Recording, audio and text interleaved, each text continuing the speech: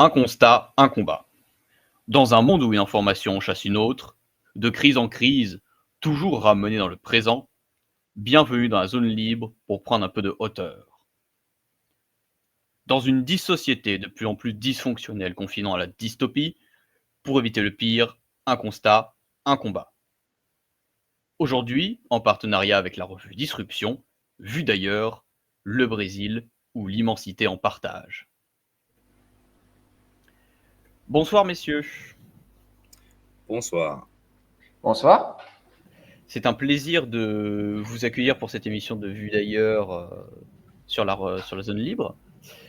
Je vais tout d'abord, en bon procédé, vous proposer de vous introduire, de vous présenter brièvement. Louis, on peut commencer par toi si tu le veux bien. Ok, moi je suis Luis Felipe Bandeira de Melo. Je suis un Brésilien qui habite à Londres en ce moment. Je suis un étudiant à King's College dans le World Studies Bachelor. Et j'ai vécu un peu partout. Au Brésil, j'ai que vécu 4 ans. Ça fait un peu longtemps, mais j'y retourne chaque année. Et donc, toute ma famille vient de là. Je suis purement brésilien, monopasseport. Et oui. Voilà. Erwan. Et donc, bonjour tout le monde, je m'appelle Erwan, j'ai 26 ans, je ne suis pas brésilien pour le coup, moi je suis vraiment français, et moi aussi monopasseport, mais pour le coup monopasseport que français. J'habite actuellement au Brésil, à Lavras, dans une petite ville de l'État du Minas Gerais. Je suis professeur assistant de français à l'Université fédérale de Lavras depuis le début de l'année 2024, depuis le mois de mars, pour être précis.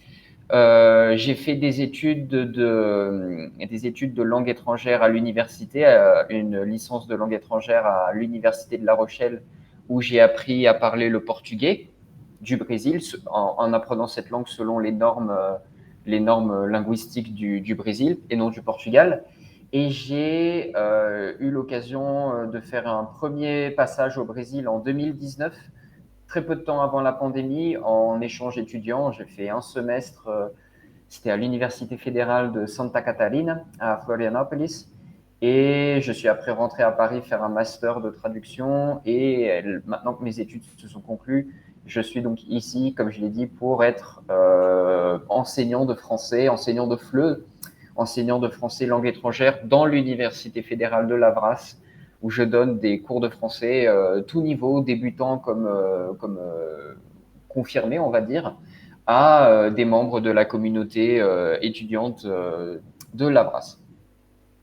Très bien, bah, merci beaucoup, c'était très complet et très instructif.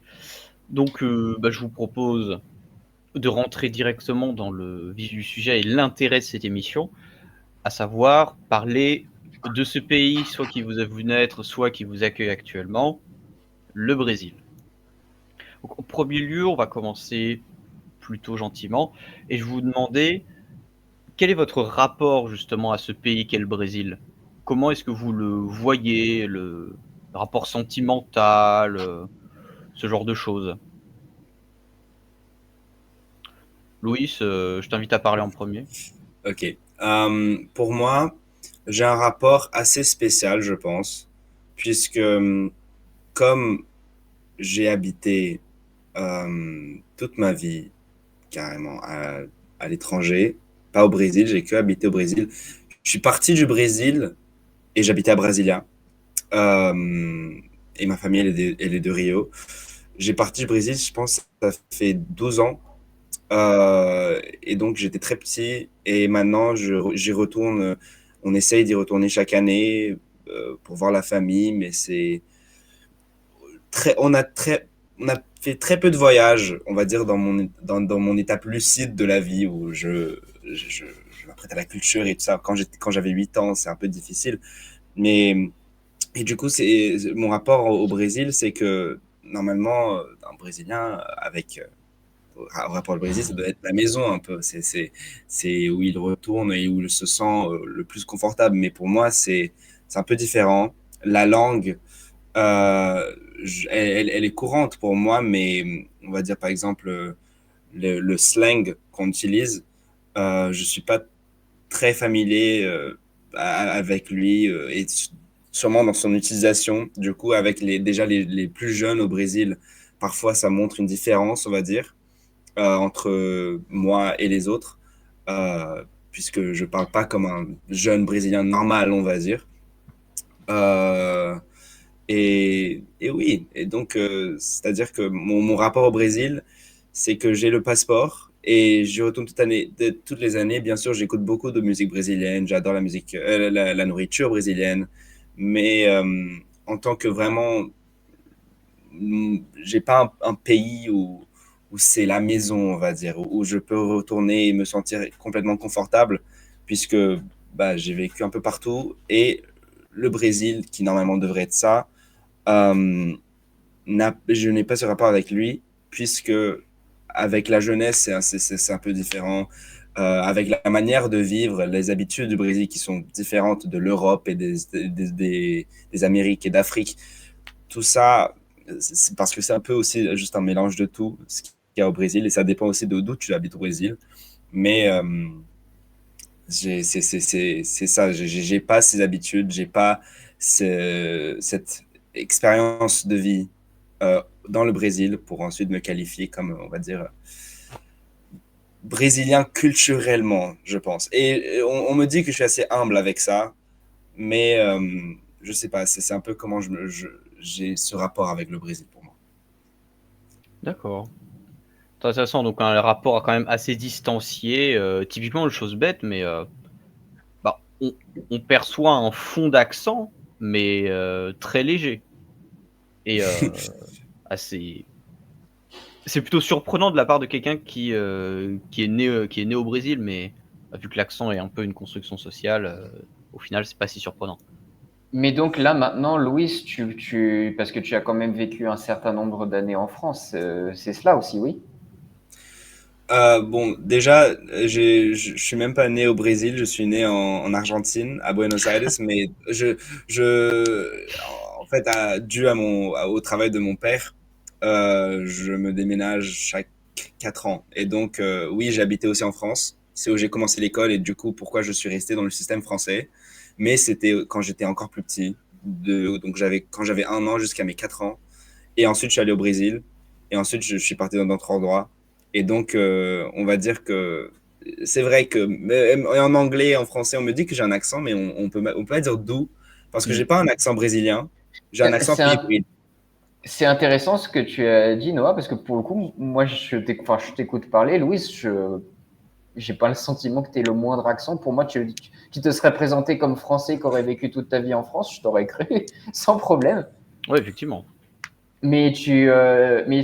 Est-ce que tu penses que c'est intéressant comme question? Moi, j'ai eu une vie qui était totalement différente où j'ai vécu en France de mes zéros de mes zéros jusqu'à cette année, en fait, si on exclut le semestre que j'avais fait. Tu pourrais quand même citer un pays où tu te sentirais plus à la maison que les autres, ou vraiment, pour toi, il n'y a pas forcément dans un pays qui prédomine de ce point de vue-là. Non, pour moi, je pense que ce qui fait le sentiment de maison, pour moi, c'est le plus de tout, c'est les amitiés. Parce que c'est là où j'ai vraiment construit, on va dire, ma vie dans ces pays. Et bon, je peux juste citer, après le Brésil, je suis allé à Washington, D.C., aux États-Unis. Je suis allé à Johannesburg, en Afrique du Sud, et j'étais à Varsovie, en Pologne. Et je pourrais y retourner en Afrique du Sud, par exemple, mais il y aurait un léger sentiment de maison, puisque j'ai quand même resté si longtemps là-bas. Mais puisqu'il n'y a pas les gens que je connais, c'est un peu différent. Même chose pour la Pologne, parce qu'ils sont tous partis maintenant, bien sûr, pour faire ces études. Euh, et aussi, quand on y pense même du pays de la maison, c'est où on pense où il y a la famille. Et ça, c'est aussi les personnes, on va dire. C'est les gens qui sont là, qui font, bien sûr, avec l'environnement et ce qu'il y a à faire et tout ça. Mais les personnes sont une grande partie de ce qu'on appelle notre maison. Et c'est ça, les pays où j'ai vécu, du coup, c'est mes amis qui sont tous partis. Et au Brésil, il y a que mes grands-parents dont j'ai pas un un très fort lien avec, puisque je les vois assez rarement, pendant quelques semaines chaque année maximum. Donc voilà. Et toi, Erwan, du coup? Donc, concernant mon rapport avec le Brésil, c'est particulier parce que, pour le coup, comme moi, je suis vraiment, pour me présenter encore un peu plus, mais sans non plus trop rentrer dans les détails, je suis originaire de Charente-Maritime et j'ai vécu une grande partie de ma vie, en fait, dans des petites villes ou dans des petits villages. Je suis vraiment quelqu'un qui vient de ce que certains en géographie appellent, à tort ou à raison, je sais pas, la France périphérique. Et en fait, j'ai quitté le lycée, quand j'ai commencé à rentrer donc à l'université, c'est à ce moment-là que j'ai commencé à apprendre le portugais à partir de la L1, donc de la première année de licence. Et je me souviens très bien que c'est donc à La Rochelle. Et je me souviens très bien que j'étais parti faire ces études-là après avoir eu le bac, sans trop me poser de questions. Je me suis pas trop posé de questions à l'âge de 18 ans, à la sortie de la terminale. J'ai pris en fait cette licence-là parce que c'était une licence qui acceptait quasiment tout le monde à l'entrée de l'université et qui était dans la ville, qui était vraiment proche de la ville où vivait ma famille, mes parents, tout ça. Donc pour nous, à l'époque, c'était plus simple en tant que jeune étudiant de m'installer là-bas. Et en fait, l'apprentissage donc du portugais, du Brésil, de la culture brésilienne et tout ça, il faut vraiment comprendre, dans mon cas, que c'est vraiment arrivé complètement par hasard. Dans la mesure où, par exemple, en France, il y a par exemple un certain nombre de personnes, assez réduit, mais il y a un certain nombre de personnes en France qui sont lusophones, qui savent parler portugais, et la plupart d'entre eux sont ce qu'on appelle des franco-portugais, des Français qui ont eu des origines portugaises, avec des noms de famille portugais qui reviennent régulièrement au Portugal, par exemple. C'est vraiment pas du tout mon cas. Ma famille est vraiment française, 100% française. Et le portugais, je l'ai vraiment commencé à l'apprendre qu'à l'âge de 18 ans. Et c'est vraiment par hasard. Et même, d'ailleurs, mes premières années d'ailleurs d'apprentissage du portugais, j'ai eu un peu de mal. J'ai pas forcément été, c'était pas forcément c'est une langue assez compliquée, mine de rien, le portugais. À l'écrit et aussi notamment à l'oral, c'est quand même des sonorités, une mélodie, un rythme, le portugais parlé brésilien qui est quand même pas forcément si facile que ça à saisir pour un francophone natif. Et en fait, ma vie, elle a vraiment changé à partir du moment où j'ai eu l'opportunité de faire un premier échange universitaire au Brésil en 2019, quand j'étais encore étudiant. C'était pendant la L3, enfin c'était pendant la dernière année. C'était parce qu'à l'époque, je l'ai toujours d'ailleurs, j'avais une amie très proche qui, elle, voulait absolument partir au Brésil et qui m'avait proposé de venir avec elle pour qu'on présente un dossier de candidature pour faire notre échange d'étudiants à notre université, que ce soit plus solide. Et c'est à ce moment-là qu'on a été là-bas et qu'on s'est retrouvé donc à Florianópolis, qui est une ville sur la côte. Florianópolis, c'est une ville qui est située sur une île. C'est au sud du Brésil, pas très très loin. On va en revenir sur les distances, pas très très loin de la frontière avec l'Uruguay ou l'Argentine. Mais ce que je veux dire par là, c'est que mon rapport au Brésil, à la base, c'est vraiment arrivé par le hasard dans ma vie. C'est-à-dire que j'ai pas eu une passion pour le Brésil ni même pour l'Amérique du Sud depuis tout petit. C'est vraiment arrivé dans ma vie un peu comme le hasard. Mais par contre, ce qui s'est passé, c'est que dès que j'ai fait mon échange universitaire là-bas et que je suis revenu, j'ai tellement adoré, je me suis senti tellement en phase avec ce pays, j'ai rencontré des gens tellement bien que en fait j'ai presque inconsciemment décidé à partir de ce moment-là d'orienter un peu toute ma vie sur le Brésil. Je suis retourné à Paris, terminé mes études en faisant un master de traduction portugais. Et j'ai rencontré pas mal de Portugais aussi à Paris. Et en fait, j'avais qu'une volonté à ce moment-là, c'était de trouver n'importe quelle opportunité pour y retourner. Et surtout, j'avais envie de retourner au Brésil cette fois-ci pour une période longue. Au moins un an minimum, voire plus, je sais pas, 2 ans, 3 ans. Là, ça fait à peu près un an, moins d'un an que j'y suis, mais je sais que je vais pouvoir rester ici l'année prochaine. Mais c'est vraiment, sans trop non plus rentrer dans les détails, le rapport que j'ai avec le Brésil en tant que Français, il est vraiment fort parce qu'en fait, je me rends compte que énormément de choses qui sont arrivées dans ma vie, positives comme négatives, le sont grâce ou à cause des Brésiliens. Je pense que je ne serais pas la même personne aujourd'hui si je n'avais pas rencontré la communauté brésilienne, le rapport avec le Brésil, si je n'avais pas été au Brésil la première fois, si je n'avais pas appris le portugais. Ça a beaucoup. En fait, le Brésil, et maintenant que j'y suis un peu plus longtemps, je commence à mieux à mieux m'intégrer dans la société. C'est un pays en fait qui me correspond bien en termes de personnalité.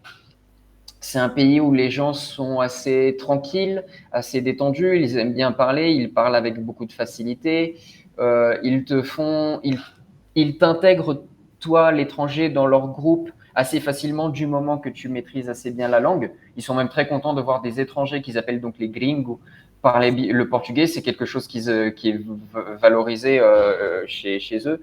Donc voilà, mon rapport avec le Brésil, il est très fort et actuellement, ce que j'aimerais, mon souhait actuellement, ce serait de rester au Brésil vraiment encore un certain nombre d'années et faire une carrière en tant que professeur ici, vraiment sur place. C'est un beau projet, en tout cas bonne chance là-dessus et puis, l'avenir dira, comment ça évolue. Et donc, je vous propose d'aborder un peu votre rapport justement à la taille, les espaces, de ce pays, le Brésil, qui on rappelle est quand même l'un des pays les plus grands du monde, hein, c'est c'est pas pour rien que déjà ça s'appelle les États-Unis du Brésil, hein, c'est qu'il y a quand même pas mal de territoires à englober, hein. Heu, donc, voilà, rapport à cette immensité territoriale, les forêts, les grands espaces ou même les grandes villes, comment vous le voyez, comment vous voyez tout ça? Louis, si tu veux? Donc, pour moi, j'ai à chaque fois qu'on retourne au Brésil, j'implore à mes parents qu'on va voyager quelque part, qu'on va quelque part, parce que tout le temps on reste à Rio, puisque c'est où mes deux grands-parents ils habitent. Et donc, et finalement on décide d'aller quelque part et on va donc à l'état de Minas Gerais, que c'est où Erwan il habite en ce moment. On est allé en voiture. Oui, c'était en voiture. Et on va dire, Minas Gerais, c'est un état qui est un peu plus au centre. Et il y a une frontière avec Rio. Et bon, je sais pas géographiquement où est-ce que se trouvent les villes de Ouro Preto et de Belo Horizonte. Mais en tout cas, je pense que c'était au total 6 7 heures de route pour, on va dire, on croise deux États, mais que c'est quand même dans la taille totale du Brésil, c'est qu'un petit peu. Et c'est exactement ça qu'Erwan avait dit. Florianopolis n'est pas si loin de l'Uruguay, par exemple. Mais bon, je pense qu'il y a un autre État, l'État entier de Rio Grande do Sul, qui est entre ça. Et le Rio Grande do Sul, on va dire, c'est la taille de la Pologne, peut-être. Je sais pas. Ouais, mais déjà c'est intéressant de faire une comparaison entre les États et la taille des pays. Donc moi, j'habite dans une petite ville du Minas Gerais. Le Minas Gerais, ça fait à quelques dizaines de milliers de kilomètres carrés près, ça fait la superficie de la France métropolitaine.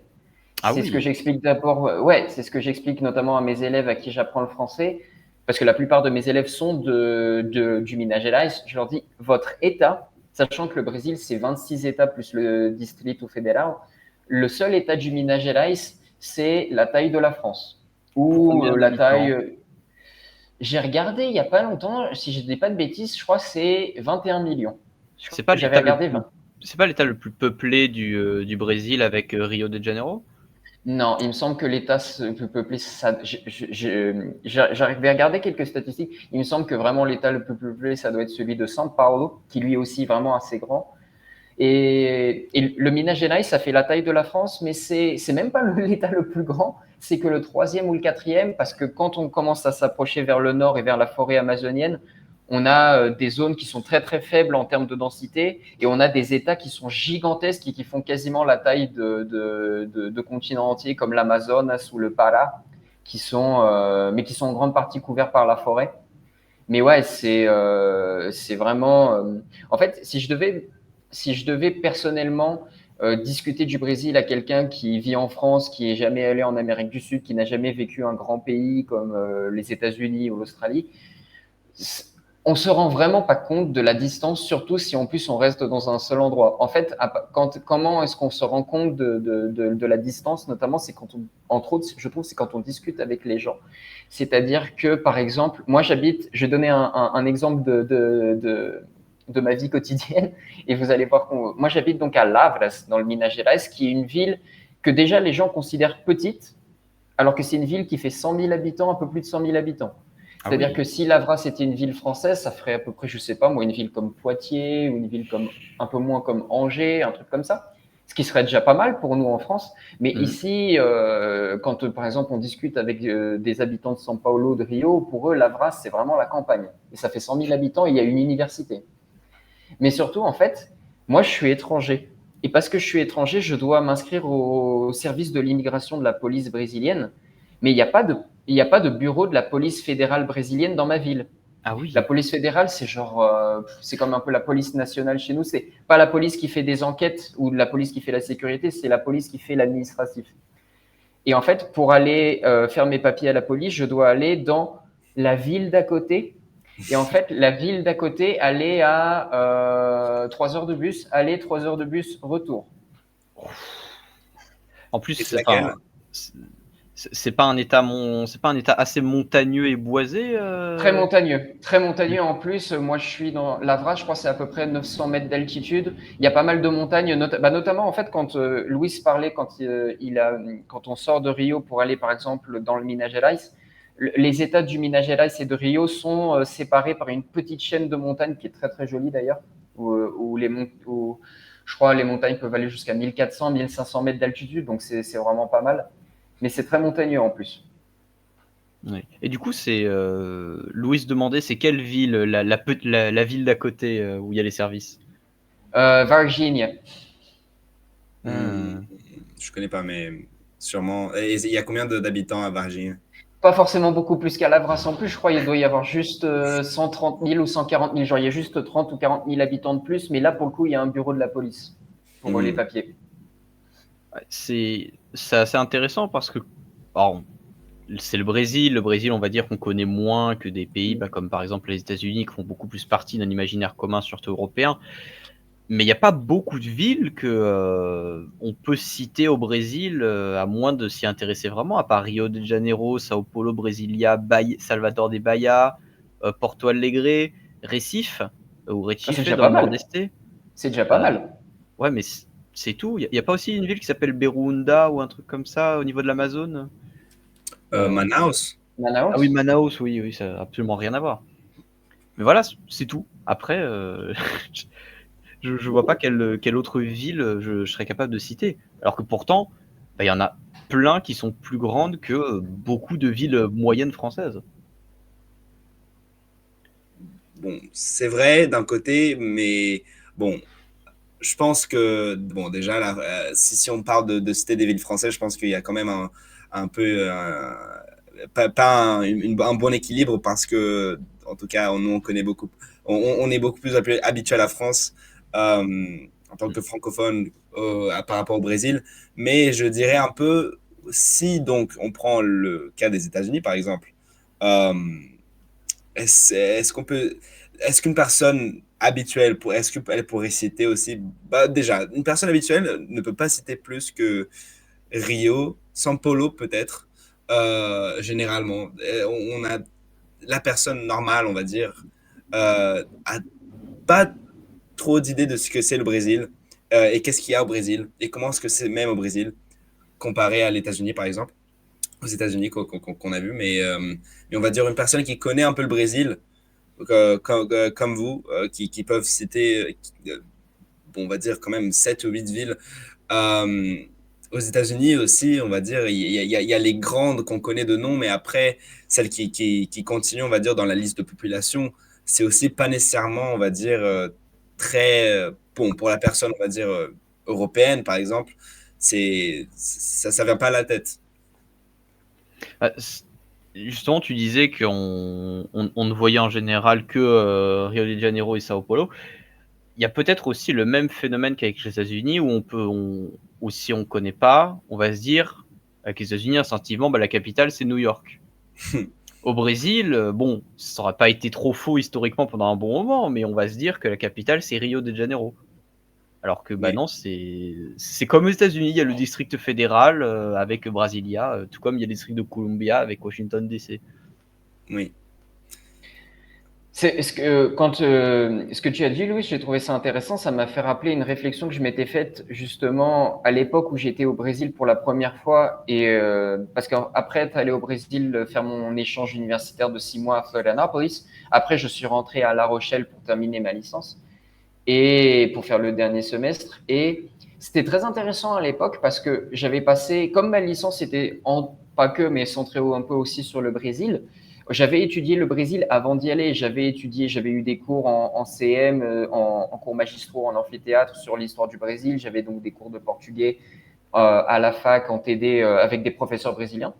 Et en fait, la réflexion que je me faisais, c'était qu'à l'époque, avant d'aller au Brésil pour la première fois, on apprend donc tout ça. On apprend, bah voilà, São Paulo, Rio de Janeiro, et on apprend, comment dirais-je, on apprend par exemple, São Paulo, c'est une ville de 12 millions, 13 millions d'habitants, je crois 13 millions. Et quand par exemple, quand tu es en cours et que tu apprends ça en cours, tu dis, oh ok, São Paulo est une ville de 13 millions d'habitants. D'accord.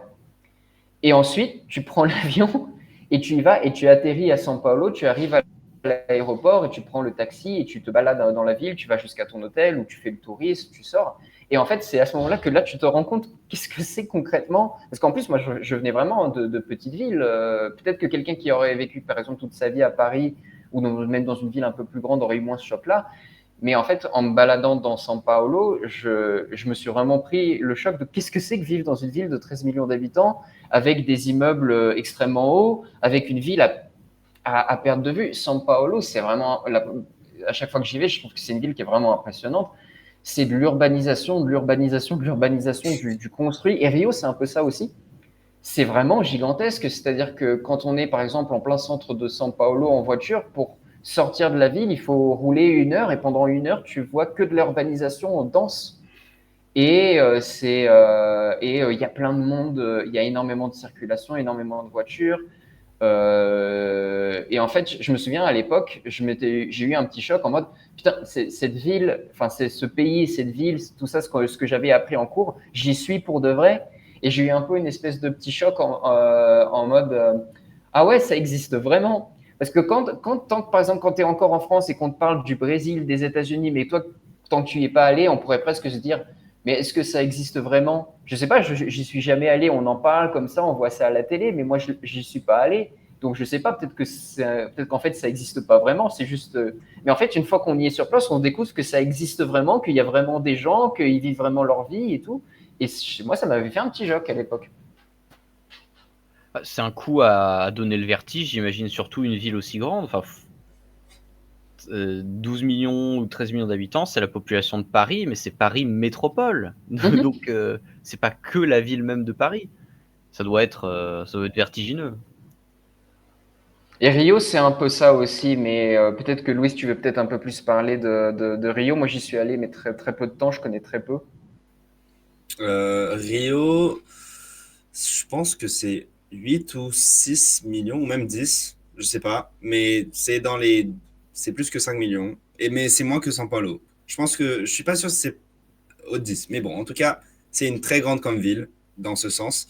Euh, je pense que Rio, t'as un peu moins l'impression que que tu vois qu'il y a beaucoup de gens, c'est vrai, mais t'as moins l'impression d'être étouffé, on va dire, puisque la concentration on va dire, les plus grandes choses à faire.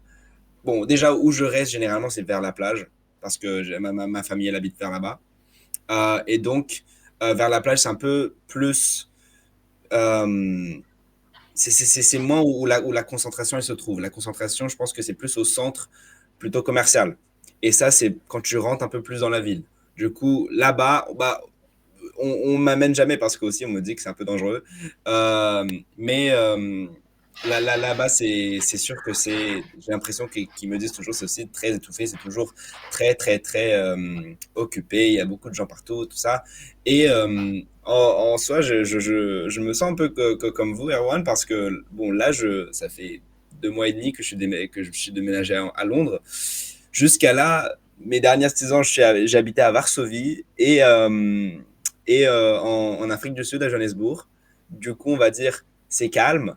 Ici, je me sens extrêmement étouffé dans ce sens. Tu vois aussi qu'il y a beaucoup, beaucoup, beaucoup de gens et qui sont partout. Et je pense que la différence avec le Brésil, généralement, c'est que comparé à l'Europe, avec ses grandes villes, dont Londres est la plus grande, je suis sûr. Et en tout cas, Paris, c'est un peu différent puisque, C'est la voilà, Londres est la plus étendue, du moins en termes de superficie, et c'est au coude à coude avec Paris en termes de population. Et Moscou, si on inclut Moscou. oui, c'est vrai. Mais Paris, je pense que comme on inclut pas Paris métropolitain, on inclut presque toute l'Île-de-France. Mm. Et Paris, on va dire, la ville, c'est le centre. Mais après, c'est beaucoup, on va dire, d'habitations et de petites villes dans une grande ville. Alors que Londres, c'est un grand tout. C'est un grand tout compact. Mais je pense que ça a déjà l'air d'être un peu, on va dire, urbanisation au max, puisque c'est compact, on va dire, c'est ça généralement l'urbanisation. À São Paulo, je pense, puisque ça fait longtemps que j'y été, mais c'est encore plus. C'est vraiment du gris et du gris et du gris et de l'asphalte et c'est Non, que mais ça. c'est totalement ça. En plus, c'est une ville où, alors c'est un peu changé, mais c'est une ville qui au Brésil avait comment dirais-je, elle était connue à l'époque, São Paulo aussi, pour être une ville où il faisait souvent gris, où souvent il y avait une espèce de petit crachin, une espèce de petite bruine qui tombait. C'est vraiment, São Paulo, c'est la plus grande ville du Brésil et c'est le grand pôle économique. C'est là où il y a toutes les grandes entreprises, c'est là où il y a énormément d'industries. L'État de São Paulo, donc l'État de São Paulo, c'est beaucoup plus grand que la ville. C'est vraiment de tous les États. Alors, on parle pas forcément ici, le thème ici, c'est pas forcément l'économie du Brésil, mais sur tous les États du Brésil, l'État de São Paulo, c'est l'État qui produit le plus de richesses en termes de PIB et d'assez loin en plus devant les autres parce que c'est à la fois très peuplé, très développé économiquement et très industriel aussi. Mais tout le Brésil, de manière générale, est quand même assez industriel. Ça aussi, c'est un choc qu'on a quand on est français. C'est que nous, je présuppose que les gens qui vont regarder cette vidéo, cette émission, sont français. Nous, en France, on s'est habitué à avoir un pays assez désindustrialisé où nos industries partent à l'étranger, délocalisation. Au Brésil, c'est pas du tout le cas. C'est un pays où il y a énormément d'industries, notamment proche des grandes villes, à la sortie des grandes villes, ou même des fois au cœur même des grandes villes. C'est très commun de trouver des centres industriels avec de grandes usines d'un peu de tout, je sais pas, d'automobile, de chimie, de pétrochimie, de ce genre de choses. Donc c'est aussi très industrialisé. Et São Paulo, pour revenir à São Paulo, c'est aussi une ville qui a des problèmes mais comme toutes les grandes villes, des gros problèmes aussi de qualité de l'air. Mais voilà. Mais je voulais revenir à un moment donné sur ce qu'avait dit Louis, quand tu disais que tu partais de Rio de Janeiro avec ta famille en voiture pour aller dans le Minas Gerais, pour aller par exemple à Ouro Preto ou à Belo Horizonte. Est-ce que justement, toi qui es vraiment carioca, carioca c'est donc les habitants de la ville de Rio de Janeiro, est-ce que quand tu, par exemple, ça serait intéressant de donner ton témoignage là-dessus. Parce que le Brésil, c'est aussi un pays qui est très différent d'une région à l'autre aussi en termes d'habitants, en termes de mentalité, en termes d'accent. Il y a énormément d'accents régionaux. Il n'y a pas vraiment de portugais brésilien standard. Chaque région, des fois même chaque ville a son propre accent. Toi, par exemple, quand tu as quitté Rio pour aller donc dans l'état du Minas Gerais, donc un peu plus à l'intérieur des terres, un peu plus vers la campagne, je suppose, est-ce que en discutant avec en rencontrant les gens, en discutant ou même en juste en voyant, tu avais le sentiment déjà que c'était plus la même chose, le même univers que Rio? Bon, sûrement, c'est plus l'univers que Rio. Déjà, bon, euh, on va dire, où on habite géographiquement, ça change. On va dire, la géographie de Minas Gerais, c'est beaucoup plus différent. Du coup, il y a plus cette, on va dire, j'ai l'impression que quand on habite par la plage, on est plus calme. Et on est plus. Mais les Minas Gerais, les gens de Minas Gerais sont encore plus connus pour être les gens encore plus calmes. Et peut-être c'est les gens de montagne. Et déjà, les montagnes au Brésil, c'est même pas si grand que ça. Je pense que le plus grand point du Brésil, genre Pico da Neblina, c'est 1500. Mais en tout cas, les gens de Minas Gerais, euh, je pense que c'est, pour moi, c'est pas si instantané que ça, mais je pense qu'on peut voir qu'il y a sûrement une différente manière de vivre, d'où viennent bien sûr les stéréotypes de chaque État, de comment ce que c'est chaque personne. Tu sais, justement, d'ailleurs, j'en profite que tu es à Rio, c'est très rigolo parce que moi, je suis dans une petite ville de Minas Gerais et ça va peut-être pas faire plaisir, mais tu sais que Rio a une très mauvaise presse dans ce coin-là du Brésil.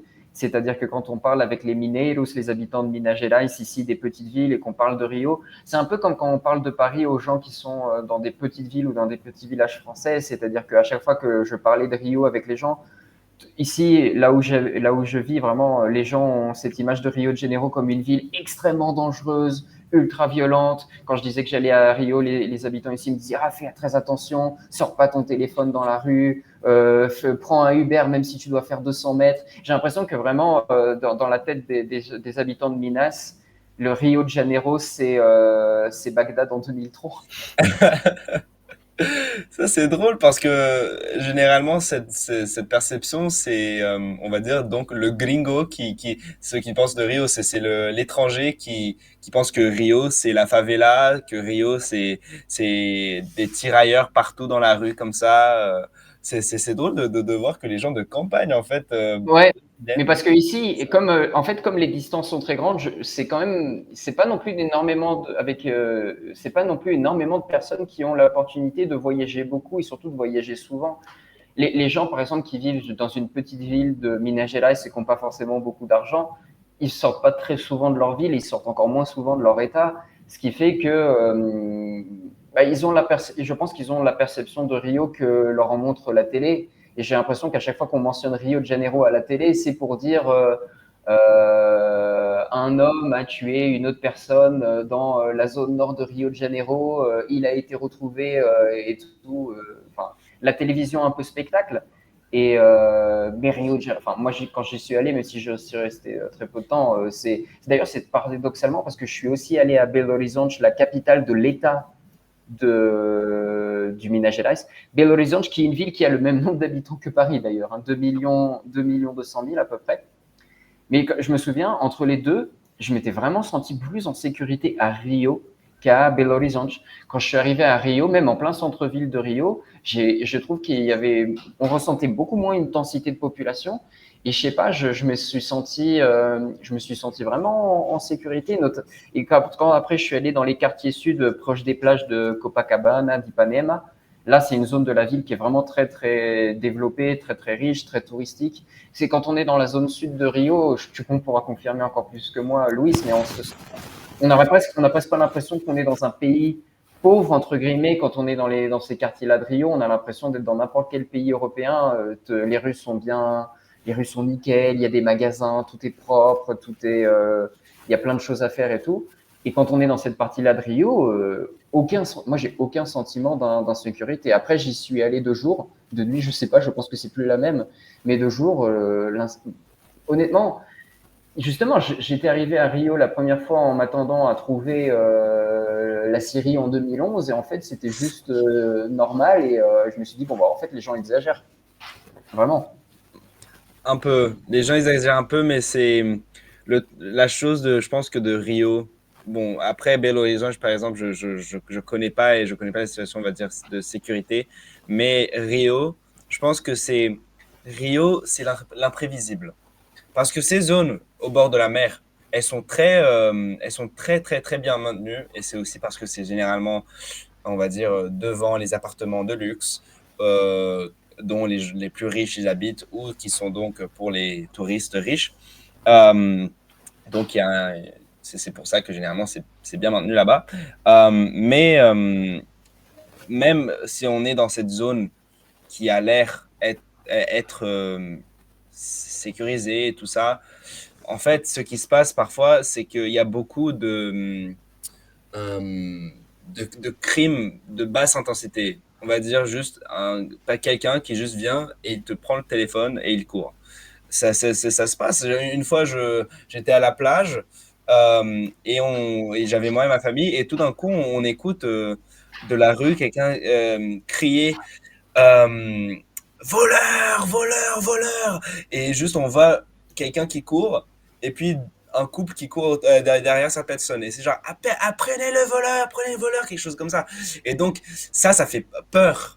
Mais il n'y a pas nécessairement de crime extrêmement violent. Et c'est pour ça qu'on dit généralement, si tu vas à Rio, il faut que juste tu te rappelles de quelques règles de base, que c'est si tu prends ton téléphone, le prendre à deux mains, même le cacher un petit peu comme ça. Mais il n'y a pas besoin de vraiment se mettre comme ça. C'est juste, tu dois Mhm. sécuriser tes affaires.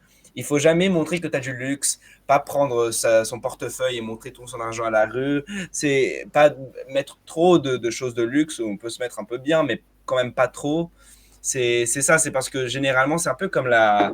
J'ai l'impression que c'est un peu comme la mafia du sud de l'Italie. Ils prennent, on va dire, ils ciblent pas nécessairement les touristes. Non, je pense que c'est le contraire de la mafia d'Italie, en fait. Parce que la mafia d'Italie, on m'a dit au moins elle cible moins les touristes, comme ça affecterait le business des gens qui vont au sud d'Italie. Au Brésil, c'est un peu le contraire. On cible les touristes bêtes, riches, qui sont là pour un temps limité, et donc on le prend les téléphones, on le prend tout ça, mais sans aussi, on va dire, une menace tu vas mourir si tu me donnes pas ça, c'est juste ils le font en deux. Les touristes américains, en somme. Bêtes, riches. Bon, Non, je plaisante, c'est une blague, c'est une oui, blague. mais c'est tout touriste, on va dire, Ouais. de l'Ouest, on va dire comme ça. Mhm. Et oui, c'est des gens qui sont généralement là pour, on va dire, pas pour la fonction culturelle de la vie, on va dire, de la ville, on va dire. C'est plutôt dans le sens, je suis à Rio, ouais, c'est trop cool. Et puis on met ses meilleurs habits, on fait tout ce qu'on veut comme si c'est l'endroit paradisiaque, alors que c'est la vraie vie. Et il y a des gens qui n'ont pas vos meilleurs intérêts en tête, on va dire. Mais d'ailleurs, justement, pour spécifiquement parler de Rio, c'est une ville qui est très inégalitaire. Le Brésil est un pays extrêmement inégalitaire et Rio représente bien cela. Quand je suis allé à Rio, moi j'y suis allé en voiture. J'avais loué une voiture et je suis arrivé en voiture en arrivant parce que j'avais pris un hôtel qui était vraiment dans le centre de Rio. Et en fait, le centre de Rio, c'est pas les zones où il y a les plages connues de Copacabana, d'Ipanema ou de Leblon. Le centre, c'est un peu plus au nord de la ville, entre guillemets. Et j'étais donc arrivé de Rio. En plus, comme moi je venais de Minas Gerais, j'étais arrivé par le nord. Et en fait, ce qui se passe, c'est que je pense qu'il y a plusieurs chemins, mais moi j'avais pris la route principale. En arrivant en voiture par le nord de Rio, on traverse en fait toute une grande zone de Rio de Janeiro sur une avenue qui s'appelle l'avenue Brésil, Avenida Brasil. Et en fait, c'est une avenue qui est vraiment très longue. C'est une autoroute au cœur même de la ville, avec 2 voies ou 3 voies. Enfin bref. Et en fait, de chaque côté de cette avenue, il y a des favelas, c'est des quartiers très pauvres. Et ça, sur des kilomètres et des kilomètres et des kilomètres. Et en fait, quand tu arrives à Rio par ce chemin-là, c'est la première chose que tu vois de Rio. Parce que les plages, forcément, elles sont de l'autre côté. Et comme en plus, Rio, c'est aussi une ville où il y a pas mal de collines et de ce genre de choses. Quand on arrive à Rio par ce côté-là, la première chose qu'on voit, c'est les favelas de chaque côté de l'autoroute à perte de vue. Et ça fait vraiment un choc quand on ne connaît pas. Et après, quand on est sorti de ces zones et qu'on commence à arriver un peu plus dans la zone sud de Rio, on arrive dans des quartiers qui sont un peu plus, de plus en plus riches. Plus on se rapproche vers des plages, en fait, plus les quartiers sont riches ou ont l'air riches. Et en fait, on se rend compte que c'est vraiment une ville qui est totalement, je sais pas trop le terme, ouais, disparate. C'est vraiment, c'est vraiment rien à voir. On sent que les personnes qui vivent dans la zone sud et dans la zone nord, elles ont vraiment pas la même vie du tout. Vous avez beaucoup parlé, surtout de Rio de Janeiro, un peu de Sao Paulo, et vous avez évoqué Belo Horizonte. Est-ce que, justement, qu'est-ce que vous pouvez dire sur les villes, les autres villes du Brésil en général, si vous les avez vues ou si vous en savez des choses? Bon, Erwan, si tu veux. Non, ok, bah, j'ai pas forcément une. Alors, les villes du Brésil, j'en connais pas forcément non plus tant que ça, parce que comme justement le Brésil est très grand, il y a des tas de régions, des États dans lesquels je ne suis jamais allé. Ce que je connais surtout du Brésil, c'est surtout Florianópolis pour y avoir été 6 mois, São Paulo très vite fait, notamment quand j'étais arrivé cette année au mois de mars en tant qu'assistant de français, on avait une semaine de formation à São Paulo. On était logé dans une auberge de jeunesse à São Paulo pendant à peu près une semaine. Belo Horizonte, je connais quand même très peu. Moi, j'y suis surtout allé pour y aller à l'aéroport. En fait, la ville en soi, je la connais pas tant que ça. Mais pour sortir, en fait, c'est vrai que mine de rien, il y a une chose qu'il faut savoir aussi sur la géographie du Brésil, c'est que c'est un pays qui est vraiment gigantesque. Mais quand on regarde où est la répartition de la population dans le pays, la grande majorité des Brésiliens vivent sur la façade de l'Atlantique, en fait, le long de la côte, du sud à l'état de Rio Grande do Sul, en remontant tout le nord, jusque vers le nord, jusque vers, je sais pas, jusque vers Belém do Pará. La grande majorité des Brésiliens vivent sur cette bande atlantique, sur la façade atlantique. Et dès qu'on commence à sortir et qu'on commence à rentrer un peu à l'intérieur des terres, ça devient tout de suite beaucoup moins densément peuplé et les villes commencent à être de plus en plus distantes les unes vis-à-vis des autres. Mais je pense que ce qui est intéressant à dire de ce point de vue-là, c'est que tu avais dit au tout début, Noah, que le Brésil, c'est les États-Unis du Brésil. Alors, c'est vrai qu'à un moment donné, pendant une partie de son histoire, je crois que c'était au début du XXe siècle, le Brésil s'est réellement appelé Estados Unidos do Brasil, mais pendant un très très court moment. Mais c'est vrai que c'est un pays qui, comme les États-Unis, est divisé en États. Et comme aux États-Unis, chaque État a sa capitale. Donc, certains États ont le nom de leur propre capitale. Donc, l'État de São Paulo, capitale São Paulo, l'État de Rio, capitale Rio. Puis après, il y a d'autres États, Minas Gerais, capitale Belo Horizonte, etc. Pernambuco, capitale Recife, etc. Généralement, les capitales des États sont les plus grandes villes de ces États. Mais il y a une chose qu'il faut savoir, et ça, c'est un truc qu'il y a dans tout le Brésil. Les Brésiliens font, dans leur vocabulaire et même dans leur mentalité, une grande différence entre ce qu'ils appellent a capital, qui pour eux désigne la capitale de leur État. Par exemple, pour les habitants du Minas Gerais, ça sera Belo Horizonte. Et en fait, tout ce qui n'est pas la capitale ou la région de la capitale, les petites villes, encore une fois, ils appellent ça o interior, littéralement l'intérieur. Donc, et chaque État a son intérieur de São Paulo, intérieur de Rio de Janeiro, intérieur de. Et en fait, je sais pas. En plus, comme moi-même, je suis pas brésilien et que j'ai pas vécu toute ma vie là-bas, de ce qu'on m'explique, c'est vraiment, c'est pas non plus la même vie. Je vais parler par exemple de l'État dans lequel je vis, le Minas Gerais. C'est aussi très différent, Belo Horizonte, qu'une petite ville comme Lavras, environ 100 000 habitants ici, qui est considérée comme une ville de l'intérieur. Et de ce que j'ai pu comprendre, par exemple, les habitants de Belo Horizonte voient un peu, et c'est ce qu'on m'en a dit, après je pense que les gens qui me l'ont dit sont peut-être un peu biaisés, mais par exemple, les habitants de Belo Horizonte voient un peu les habitants des plus petites villes de l'intérieur, un peu comme des ploucs. C'est-à-dire que, comme souvent, il y a un grand décalage en termes d'économie et en termes de population et même en termes de services entre la capitale d'un État et les villes de l'intérieur.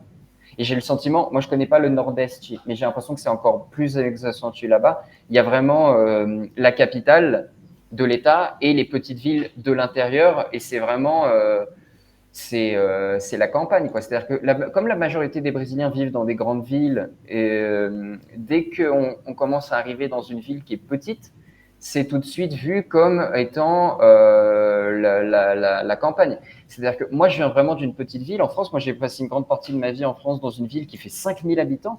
Et quand je parle de ça aux Brésiliens, quand je leur dis que moi, ma ville en France, ça fait 5000 habitants, les gens sont choqués. Ils n'arrivent même pas à considérer que ça puisse exister une ville de 5000 habitants. Parce qu'en fait, pour les Brésiliens, une ville, c'est minimum 30-40 000 et c'est considéré comme la campagne, vraiment. Parce qu'en fait, aussi, une autre chose qu'il faut savoir, c'est que c'est pas comme en France. C'est-à-dire qu'en France, par exemple, une ville de 30 000 habitants en France, elle va quand même être un peu développée économiquement. Il va y avoir un certain nombre de services. Je sais pas, il va y avoir, même dans une ville de 30 000 habitants, il y a forcément, je sais pas, un hôpital, un cinéma, je sais pas, des trucs comme ça de loisirs.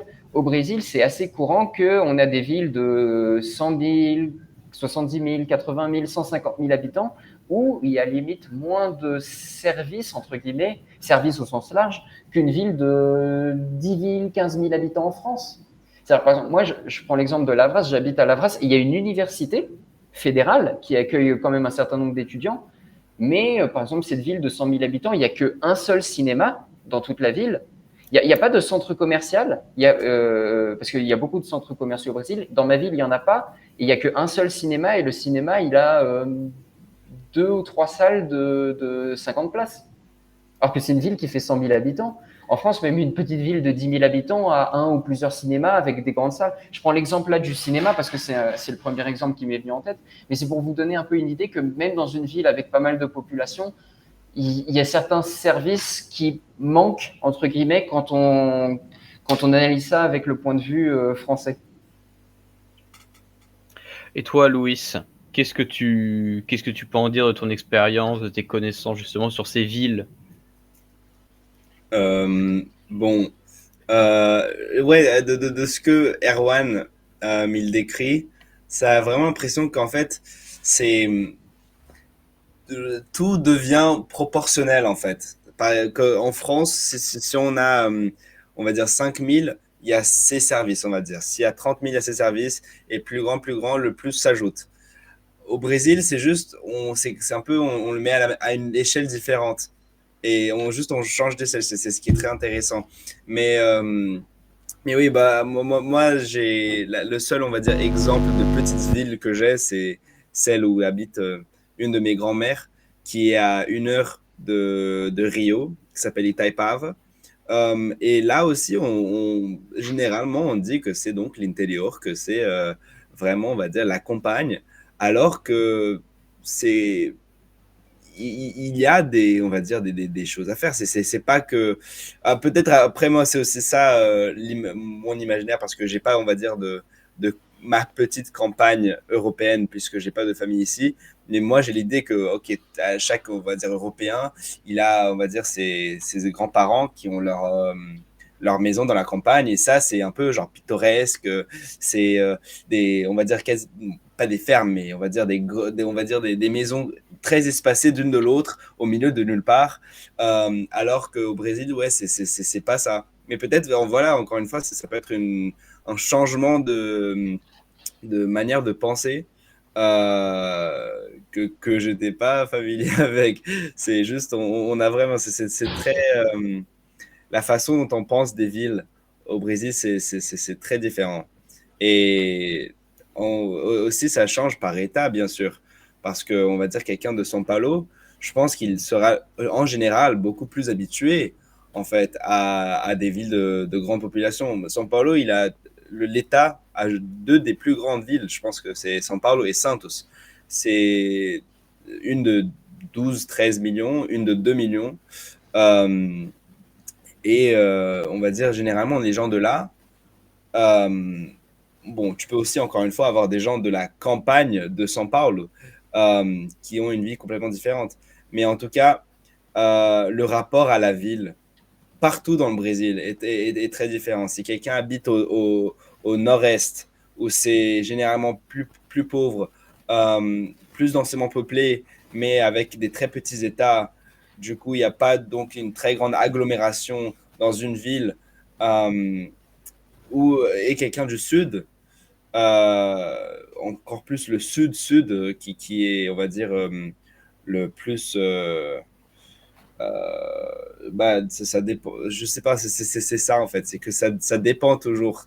Tu peux pas dire quelqu'un qui vient d'un État, il aura un peu ses rapports. Parce que ça dépend de toute son origine, qui vient même d'où est-ce qu'il a grandi. Et son État, c'est pas un qualificateur assez grand. Alors qu'en France, ça, c'est juste mon impression, c'est que les gens, s'ils disent que je viens de là, de cette région, tu peux quand même avoir beaucoup plus d'assumption de c'est quoi leur relation à la ville, à on va dire, densité de population, à l'agglomération des personnes, au service, disponibilité de certains services et tout.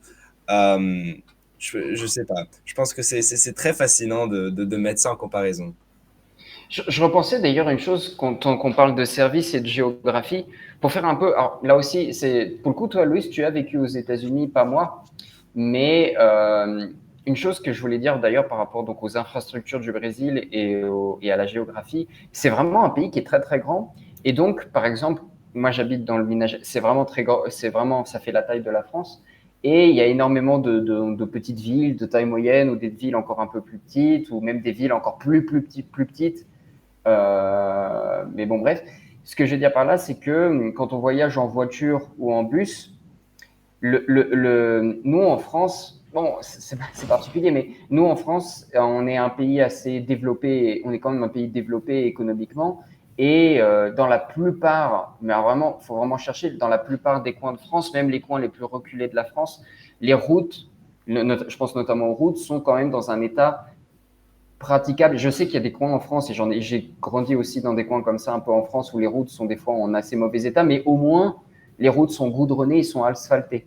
Ce que je veux dire par là, c'est que quand on est au Brésil et qu'on veut, par exemple, rendre visite à quelqu'un, à sa famille ou quelque chose comme ça, qui habite dans une toute petite ville ou qui habite, parce qu'il y a les villes, mais il y a aussi beaucoup de gens, notamment dans le Minas, qui vivent vraiment dans des fermes ou qui vivent comme ça au milieu de la nature, au milieu de la forêt, et qui, voilà, soit travaillent avec les animaux, soit sont plus ou moins agriculteurs. Ça, ici au Brésil, ça porte un nom, ça s'appelle la roça. Roça, ça veut pas forcément dire ferme. A roça, en portugais, c'est vraiment la petite maison au milieu de nulle part, au milieu de la nature, où c'est difficile d'y avoir accès. Et un truc que moi j'avais aussi trouvé fascinant, c'est que par exemple pour se rendre dans une petite ville ou pour rendre visite à quelqu'un, une partie de sa famille qui habite dans la roça, donc vraiment dans la campagne, là pour le coup la vraie campagne au sens où nous les Français on l'entend, il faut parfois passer en voiture ou en bus, mais des fois en voiture sur des routes, mais qui sont par exemple pas asphaltées. C'est-à-dire que par exemple, on suit une route qui est l'équivalent d'une route nationale ou départementale chez nous, une route normale qui va être goudronnée, ok. Et à un moment donné, pour aller dans tel ou tel endroit, il faut sortir de la route principale et commencer à emprunter des chemins qui sont encore goudronnés, mais où la route est toute défoncée, ou à des moments, sur une partie de la route n'est plus asphaltée, la route n'est plus goudronnée, et la route, c'est de la terre. Et c'est d'ailleurs très beau en plus au Brésil parce que la terre est magnifique. Elle a la même couleur que la terre battue de Roland Garros. C'est une terre très orange, très très jolie. Le Brésil, c'est vraiment un pays. Bon, je pense que vous le savez, mais c'est vraiment un pays magnifique. Surtout notamment, comme en plus c'est un pays où il pleut beaucoup. C'est un pays où la nature est très, comment dirais-je, très développée. C'est très fouillé. Je sais pas comment expliquer, mais les arbres, les plantes ici, ça pousse beaucoup, ça pousse très vite. Et c'est vraiment, il y a des grands espaces naturels avec des forêts où l'humain n'y touche quasiment pas et c'est vraiment très luxuriant. Et en contradiction avec ces arbres et ces natures très vertes, la terre est très orange.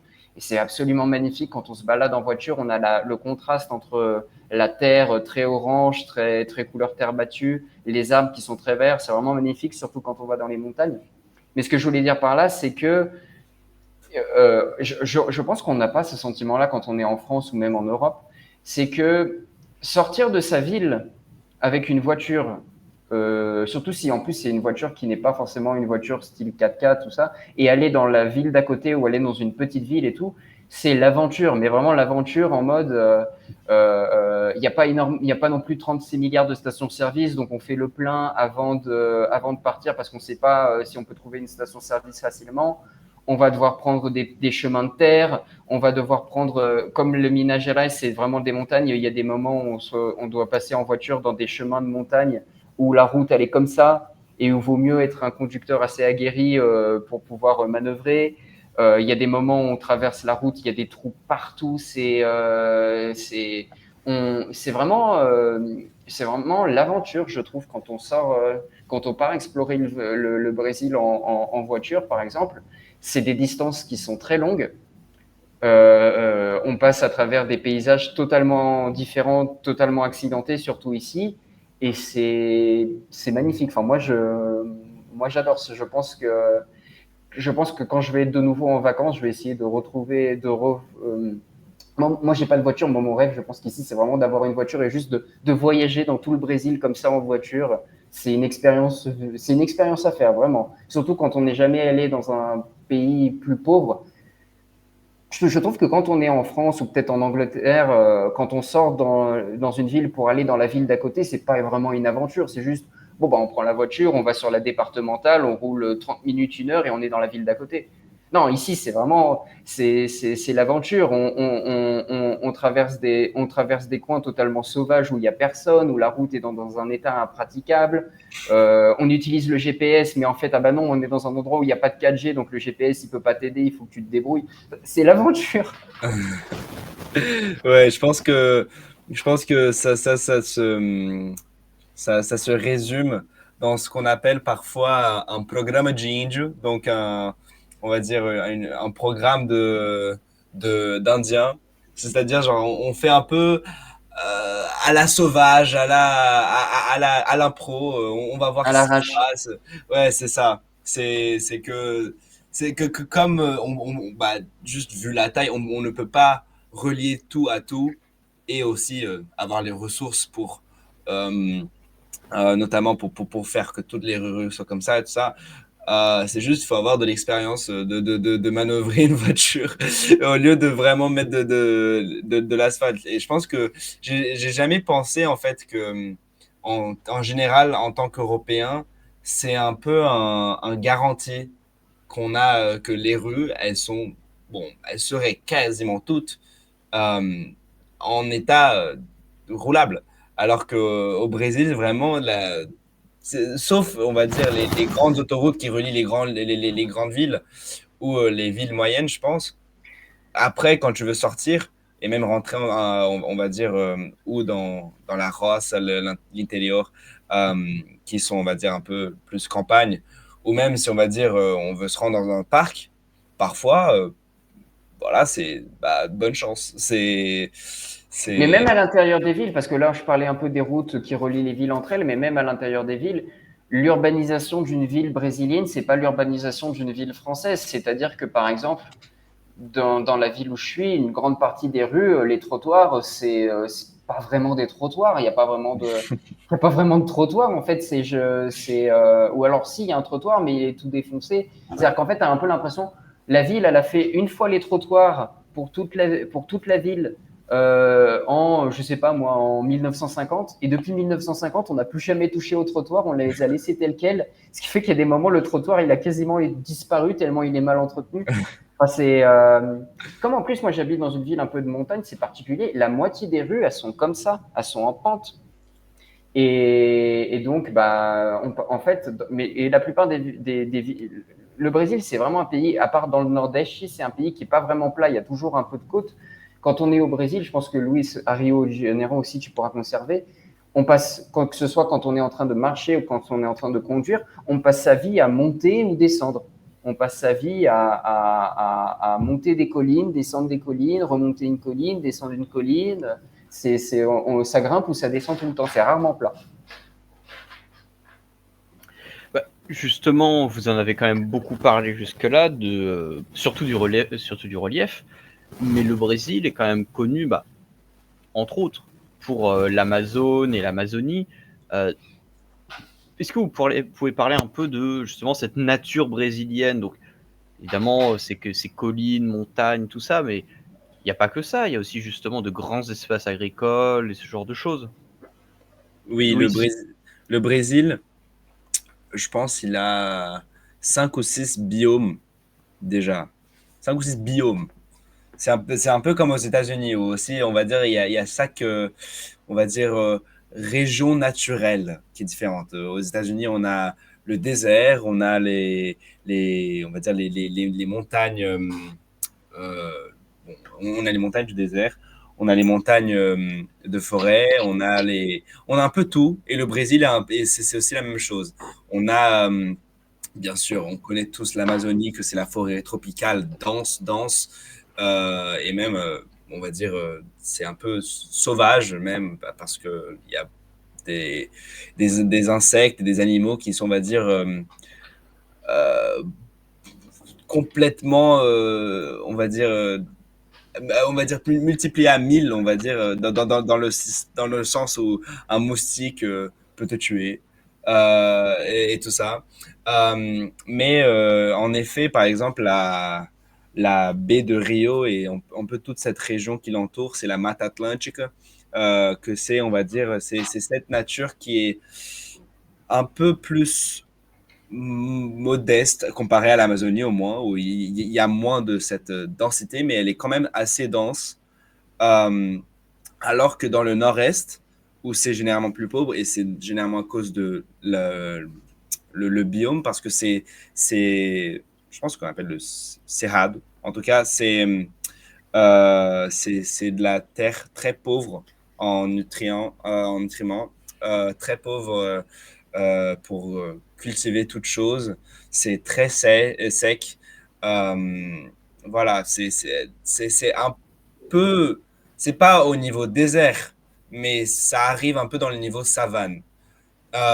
Et donc, la nature au Brésil, c'est, bon, non seulement, encore une fois, je pense que tout État au Brésil, sauf bien sûr, bon, le district fédéral qui compte à moitié comme un État, euh, tout État au Brésil a, on va dire, un espace assez large qui sera, on va dire, très peu touché, très peu, on va dire, artificialisé. Tu te retrouveras partout dans le Brésil des grands espaces de juste nature, comment est-ce qu'on dit, qui Pas n'a pas été, touché par l'homme, enfin, ouais, qui n'a pas été touché par l'homme. Ouais, une nature inviolée.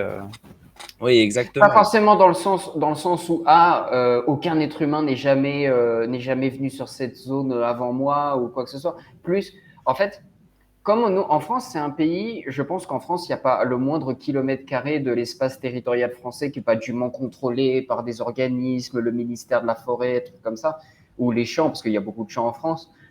Au Brésil, c'est juste pas possible. En fait, le pays est trop grand, il n'y a pas assez d'habitants, il n'y a pas assez de ressources en fait pour pouvoir se dire, ok, alors là on a, je sais pas moi, on a une forêt qui fait 500 km², on va pouvoir l'entretenir. C'est juste pas possible en fait. Les gens n'ont pas d'autre choix ici de toute façon que de laisser une grande partie du territoire sauvage sans y toucher, parce que de toute façon, il n'y a pas les moyens humains ou financiers de contrôler, je ne sais pas si contrôler c'est le bon terme, de contrôler cette zone naturelle. Pour revenir sur Noah, c'était ta question sur l'Amazonie. Moi, je ne connais pas du tout ces coins-là du Brésil, j'y suis jamais allé, c'est vraiment très très loin, on peut pas aller depuis, je sais pas, depuis Rio ou São Paulo jusqu'en Amazonie en voiture, c'est possible. Mais il faut être motivé. C'est vraiment un voyage de plusieurs jours, voire peut-être même plusieurs semaines. Je ne sais pas. Les gens, quand ils vont en Amazonie, ils y vont en avion ou pas d'autre choix. Je ne pourrais pas trop parler de cette zone. Pour avoir rencontré, cela dit, quand même quelques personnes qui sont originaires de cette région-là, on va avoir rencontré des gens qui viennent du nord du Brésil. Effectivement, là-bas, de manière générale, et Louis l'a fait remarquer, dans tout le Brésil, à part vraiment dans le Nordeste, et encore, la nature pousse vraiment très très bien et est très, comme je disais, va être très luxuriante et très dense, quoi. Ça pousse, pour dire les choses un peu vulgairement, ça pousse à une vitesse folle et c'est difficile, dans des étendues très grandes. L'Amazonie, c'est ça, mais encore puissance 1000. C'est-à-dire que comme l'Amazonie, il n'y a pas forcément énormément d'habitants, en termes de densité, c'est très, très, très faible. Ce qui fait que, par exemple, les deux grands États du nord du Brésil, que sont l'Amazonas et le Pará, 98% de ces territoires de ces États-là, c'est juste de la forêt. Il faut imaginer, je ne sais pas, c'est comme si par exemple en France, on avait par exemple Paris. Par exemple, pour faire par exemple une comparaison entre Manaus dans l'Amazonie et Paris, c'est comme si par exemple la France, il y avait Paris et tout autour de Paris, c'est une forêt dense, vierge et difficilement pénétrable et il y a juste l'îlot de civilisation, c'est Paris. Mais Paris tout autour, c'est la forêt. L'Amazonie et Manaus, j'ai le sentiment que c'est un peu ça. Alors il y a encore de petites villes ou des endroits où vivent des gens un peu plus petits encore au sein même de la forêt. Mais c'est vraiment dense. J'ai l'impression que Manaus, c'est une ville qui est située au bord du fleuve Amazon. C'est une ville assez grande d'ailleurs, hein, Manaus. En vrai, je crois que ça doit faire 3 ou 4 millions d'habitants. Ça doit être encore plus grand que Belo Horizonte. Et ça paraît fou de se dire, c'est une ville de 3 millions d'habitants, de 4 millions d'habitants. Tout autour, c'est la forêt amazonienne. On pourrait presque se demander, mais comment est-ce que les gens ne serait-ce que sont arrivés là?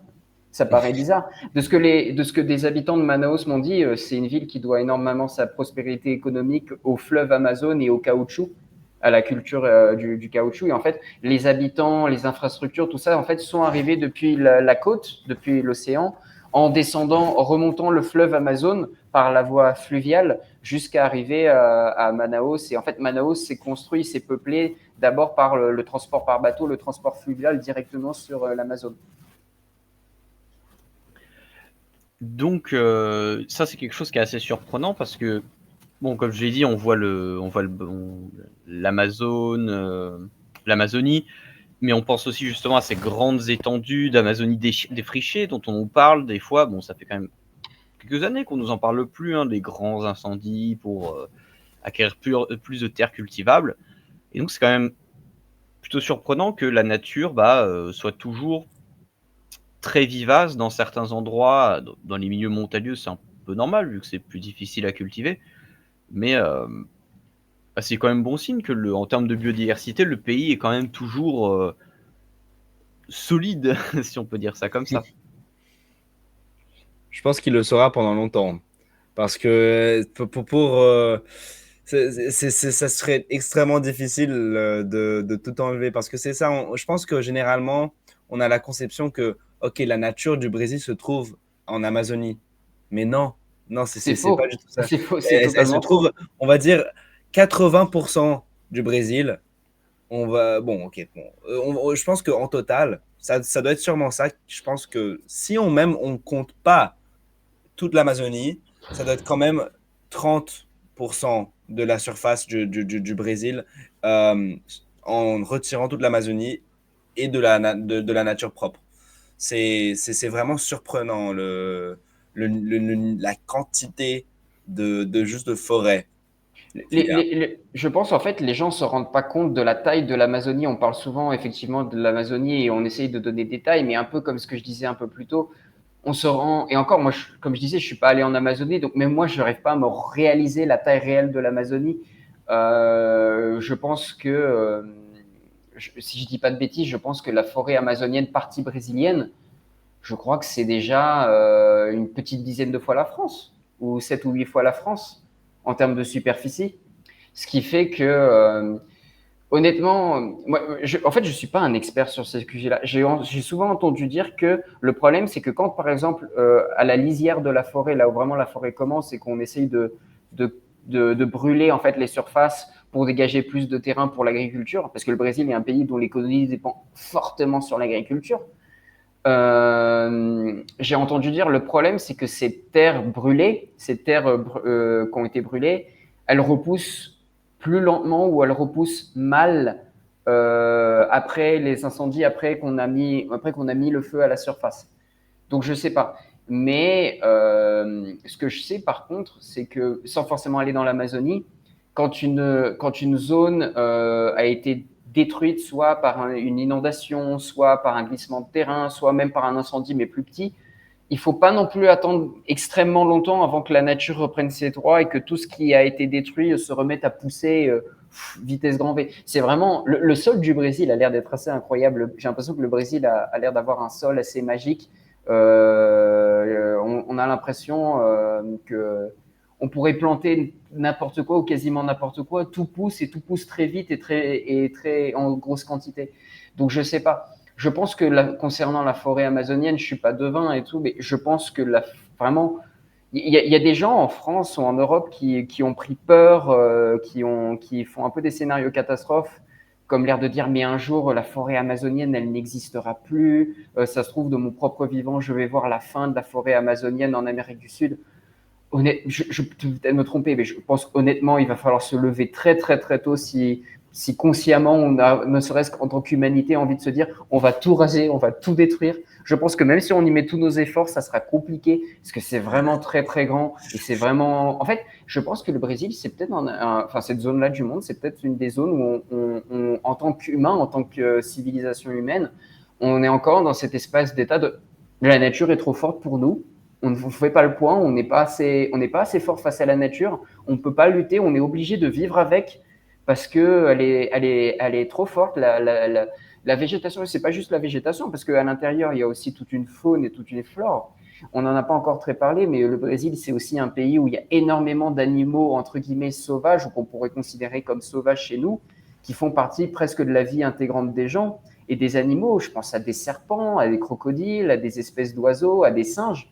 Enfin, moi, par exemple, j'habite pas forcément dans une très grande ville et j'habite pas forcément au milieu de l'Amazonie comme ça, mais dans ma ville, à Lavras, on trouve des petits singes, des espèces de petits singes. Il y a peut-être les mêmes à Rio, cela dit, des espèces de petits singes, de petits macaques dans les arbres au milieu des bâtiments universitaires de l'université. Des petits singes qu'on pourrait s'attendre à croiser au milieu de la forêt vierge, loin de tous les humains, mais pas du tout en fait. Ici, des animaux exotiques, dangereux ou non, mais la plupart ne sont pas dangereux en vrai, sont très très proches des humains.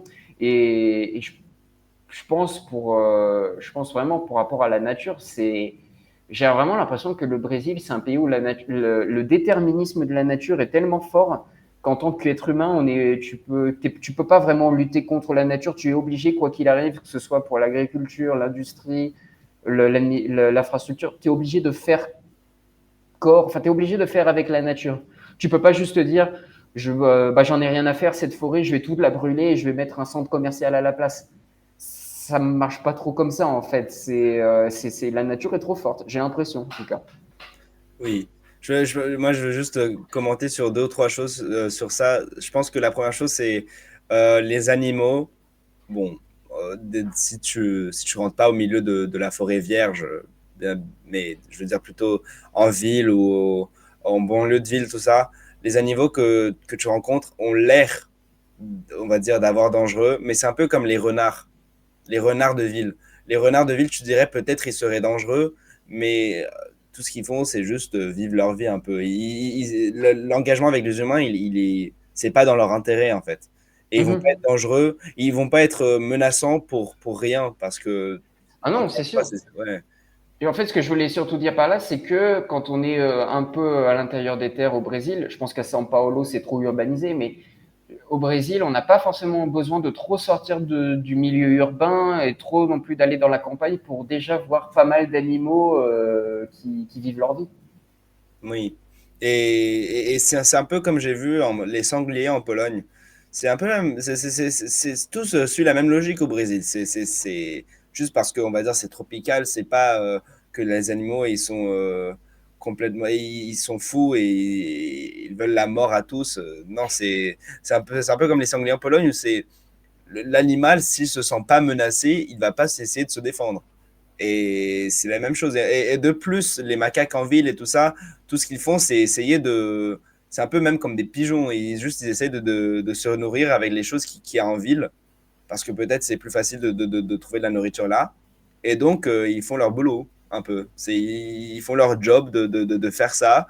Et tant qu'on n'essaye pas de leur mettre un coup de pied, ouais, je sais pas pourquoi on essaierait de faire ça, mais voilà, c'est juste, c'est pas de la cohabitation avec les animaux, mais c'est plutôt chacun vit sa vie autonome.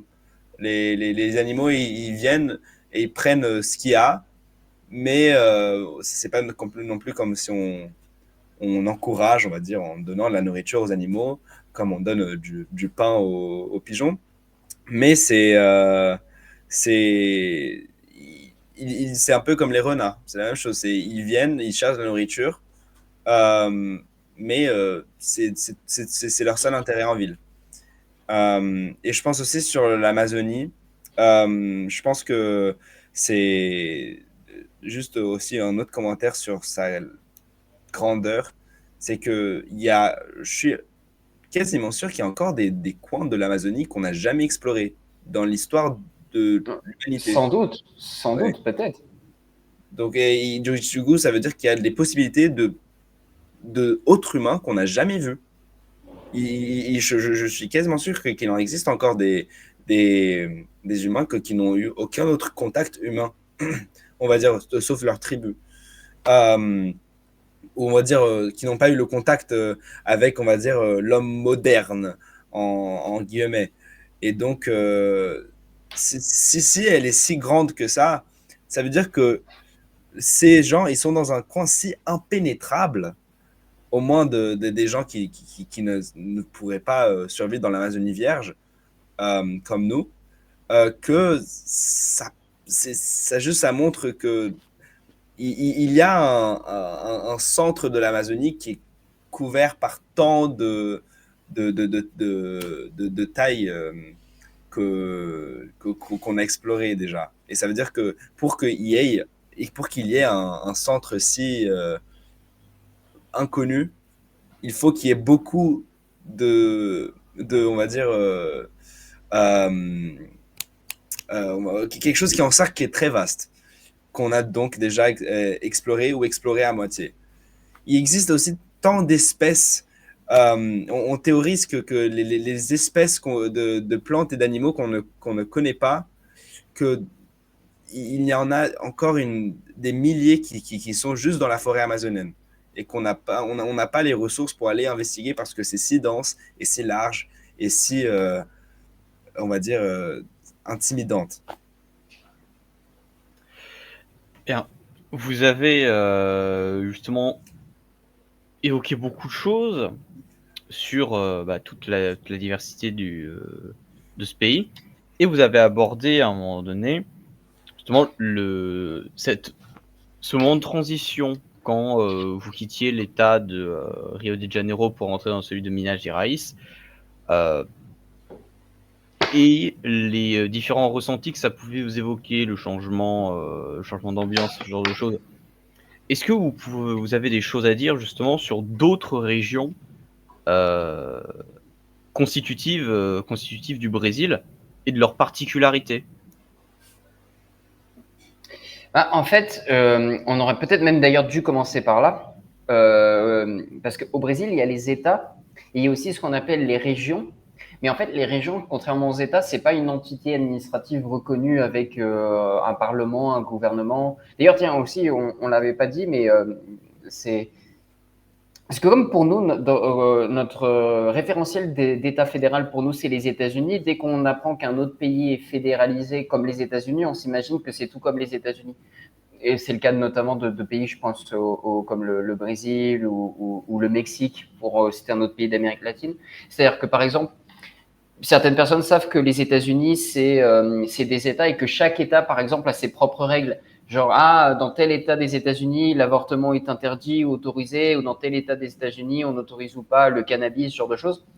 Au Brésil, il y a des États, mais ils ont nettement moins d'autonomie et de pouvoir que les États américains. C'est-à-dire qu'il n'y a pas au sein des États brésiliens, dans tel État, c'est possible de faire telle chose, ou dans tel État, c'est... Non, les États sont très marqués. Les gens ont une identité régionale liée à leur État qui est assez forte, mais les États n'ont pas l'autonomie dont disposent les États des États-Unis, par exemple. Mais bref, ce que je voulais parler, c'est qu'il y a donc aussi des régions. Il y a 5 régions au Brésil. Sud-Est, le Sud-Est qui est la région de São Paulo, de Rio de Janeiro, de Minas Gerais, et aussi d'un 4e État plus petit qui s'appelle Espírito Santo. Le Sud, qui est donc les 3 États qui sont au sud de l'État de São Paulo et qui sont proches de la frontière avec l'Uruguay, qui sont une zone du pays qui est la zone la plus riche et pas forcément la plus développée en termes d'économie, enfin, pas celle qui produit le plus, mais celle qui est la plus développée en termes d'économie, de qualité de vie, le sud du Brésil, qui est une région qui a été très marquée par les immigrations européennes et notamment italiennes et allemandes. C'est aussi la région, la proportion de Brésiliens blancs, parce que ça aussi, beaucoup de gens s'imaginent que les Brésiliens la plupart des Brésiliens sont métis, mais j'ai l'impression qu'en France, beaucoup de gens ont du mal à imaginer que des Brésiliens peuvent être blancs, parce que tous les manches s'imaginent que les Brésiliens sont tous métis ou noirs. Mais par exemple, dans le sud du Brésil, les gens sont beaucoup plus blancs, parce que immigration italienne et allemande. Donc le sud-est, le sud, le centre-ouest, qui est vraiment à l'intérieur des terres et où là se trouvent les grands champs, notamment les grands champs de soja, ou là où on élève le bétail. Je pense que c'est une zone du Brésil qui doit pas mal ressembler au Midwest américain, je pense. C'est en tout cas la zone où l'agriculture est la plus développée, donc le centre-ouest. C'est tout ce qui se trouve en gros à l'ouest de Brasilia, au centre du Brésil. Le Nordeste, dont Louis a un peu parlé, qui est la région la plus aride, la plus pauvre, mais qui est aussi une zone qui est très peuplée, qui a une grande importance historique et culturelle pour le Brésil, parce que c'est là où les premiers colons portugais se sont installés, c'est là où on trouve les villes les plus anciennes, les églises les plus anciennes, les villes les plus anciennes. Là-bas, les gens ont une identité régionale très forte, très marquée au Nord-Est. Et la quatrième et la cinquième donc pardon, qui est le nord, qui elle est vraiment en gros le nord, c'est toute la zone amazonienne. J'ai peur d'en avoir, j'en ai bien mentionné 5. J'ai tout dit, c'est bon? Ouais. Les Oui, 5. oui. Ouais, ok, c'est ça, 5 régions. Et ouais, les Brésiliens me disent souvent, en fait, le Brésil, c'est un seul pays, mais c'est un peu comme si tu avais 5 pays différents de langue portugaise, avec chacun le nord, le nord-est, le centre-ouest, le sud, tout ça, chacun avec une identité régionale marquée, un accent un accent différent, même si tout le monde parle portugais, un mode de vie un peu différent, une mentalité un peu différente aussi. Donc voilà, est-ce que Louis, que tu voulais dire quelque chose à ce propos? Sur la mentalité? Non, sur les régions. Ah, mais là, ça dépend de quel sens on parle région. Enfin, les régions, moi, quand j'entendais région, c'était un mauvais choix de mots, mais j'entendais État, justement, vu que vous Ah. aviez parlé des États et tout ça. L'habitude française, on va dire. Ah oui, sûrement oui, parce qu'on appelle les régions, j'ai oublié, en France, on n'appelle pas Enfin, les États. Oui, bah, ça vient un peu dans le résumé de tout ce qu'on a dit, c'est que on va dire cette discussion interdisciplinaire un peu, mais que bah, les régions au final, ça revient un peu à plusieurs pays dans un pays. C'est la façon la plus facile de le décrire puisque c'est comme Erwan l'a dit, la démographie elle est différente, l'économie elle est différente, la géographie elle est différente. C'est vraiment la manière de vie elle est différente à cause de tout ça.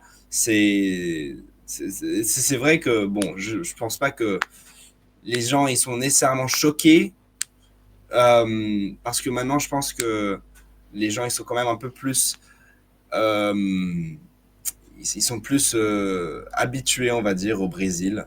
Euh, mais je pense que que les gens, ils sont pas si autant surpris qu'avant de voir que un Brésilien est blanc, alors que même que ça peut quand même un peu déranger la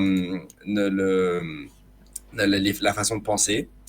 Mais je trouve que, que c'est très difficile de, euh, de rationaliser en tant que, on va dire, européen, que le Brésil, c'est pas un pays comme ceux d'Europe. Le Brésil, c'est presque une Europe en soi, juste à cause de toutes les régions différentes. C'est plutôt ça.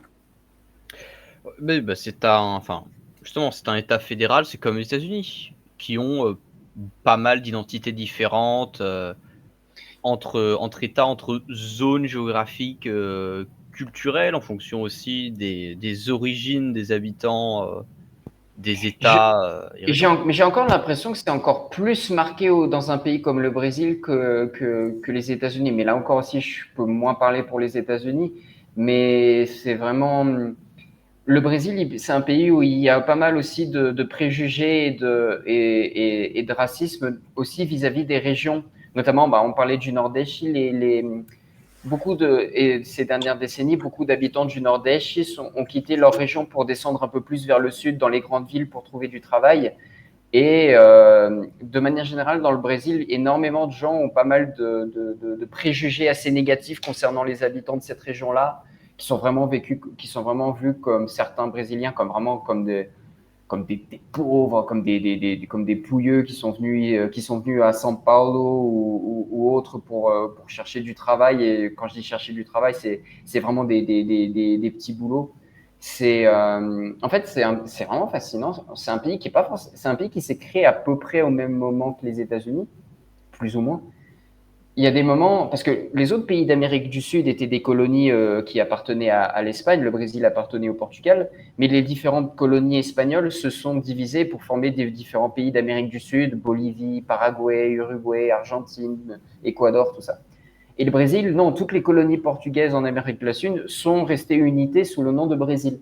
Mais des fois, moi, je me demande un peu comment se fait-il que ce pays, dans l'histoire, ait pu réussir à tenir, à ne pas exploser territorialement, à ne pas avoir des zones du Brésil qui ont déclaré une indépendance. Parce qu'il y a eu des tentatives d'insurrection à ce niveau-là dans l'histoire du Brésil, mais ça a toujours échoué. Le Brésil s'est toujours maintenu unitaire.